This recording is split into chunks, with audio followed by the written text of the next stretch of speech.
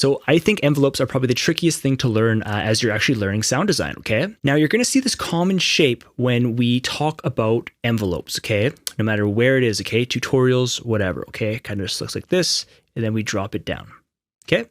So how it works is the attack, which is A, is how long it takes to get to the maximum volume. So this could be fast or long, and that's all it is, how long it takes to get to maximum volume, okay? The decay is how long it takes to get to the sustain, okay? And so the sustain is you actually have to hold down the note on your keyboard, okay? And once you let go of that note, then the release kicks in, okay? And so the release can have a tail to that sound. Let me cover this over and over until it gets ingrained in you. The attack is how long it takes to get to max volume, okay? It could be fast or it could be slow. The decay is how long it takes to get to the sustain, okay? The reason why you would want a decay within your envelopes is because it makes a sound more natural, okay? When we hear sounds in the real world, you know, many times they're not just immediately on and then they're at full volume forever, okay? You know, usually they go loud and then they kind of decay in volume and then they hold for a little bit and then the release is once you let go of the note, okay? At the sustain, you actually have to be holding down the note and it's gonna literally stay at this sustain forever, okay? Because we have these digital instruments, okay?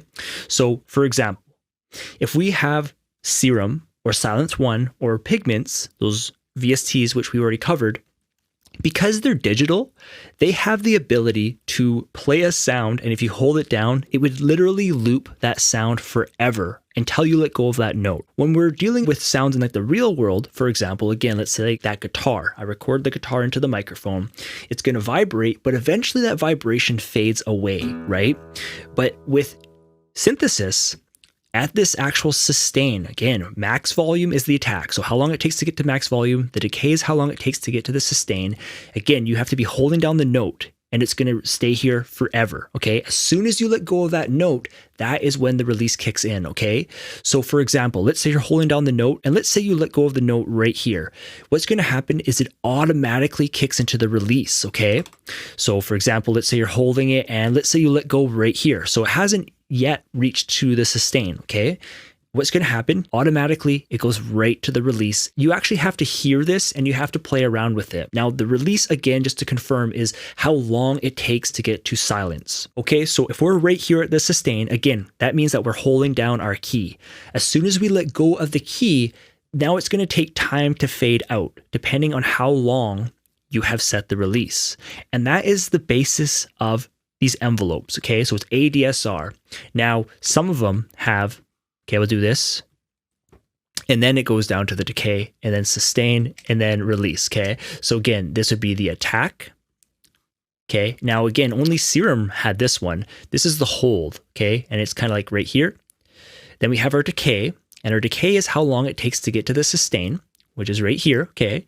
Now the sustain, again, we have to be holding down our note, and it's gonna stay at this volume forever. Okay, then as soon as we let go of the note, that is when the release kicks in. Depending on how long we've set this, that's how long it's going to take to fade out to zero volume. So let me just write these out for you. Okay, so we have attack.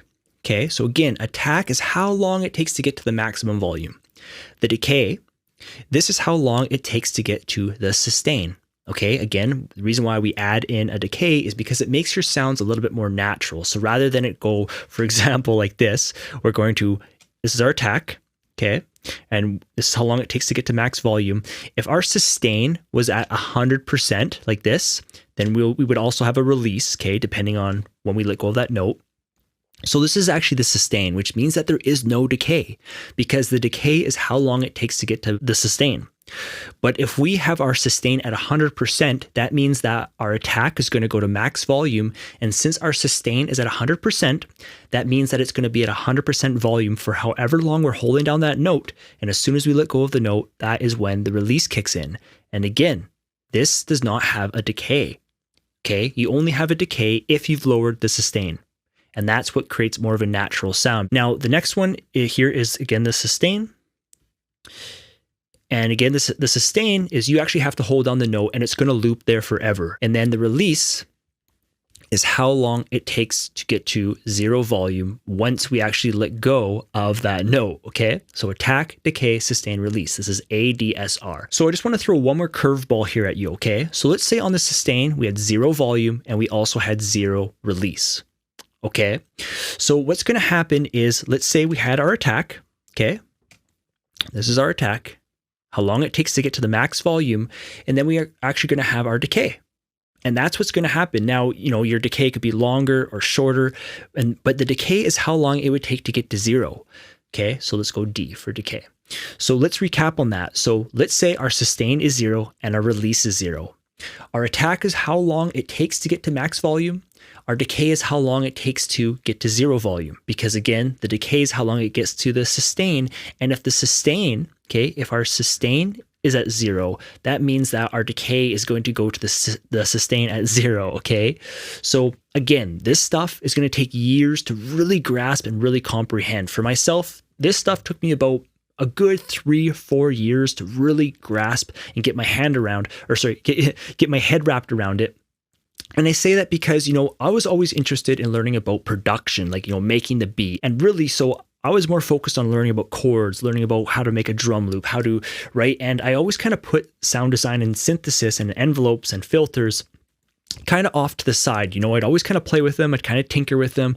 I had a general understanding, but until I really took some time out to really practice with them, I never really grasped it. Okay. So one last recap, and then we're going to actually go into the next video where we are going to actually hear the effects of each of these, okay? So again, the attack is how long it takes to get to max volume. The decay is how long it takes to get to the sustain. In order for the sustain to stay here, you actually have to be holding down the note still, even if that's like a chord or whatever, okay? So it's actually staying here. And as soon as you let go of that note, that is when the release kicks in. If you have a long release, that means that it's going to fade out quite long until silence. Now, again, if we're playing the sound and if we let go right here, automatically it's going to kick to the release, and then the sound's going to fade out depending on your release setting, okay? And that's it. That is how these envelopes work. Now, what gets really tricky with these envelopes is when you start using envelopes to control different knobs or different filters within your synth. And that is where you can start making your synths really dynamic in a sense of, when you press a sound, at first maybe it goes slow, and then all of a sudden, something opens up and it swells, or, just stuff like that, okay? So envelopes are the key to learning really powerful synthesis. So one more time, oscillators, envelopes, and filters, okay? Let's hop into FL Studio. We're going to listen to this envelope.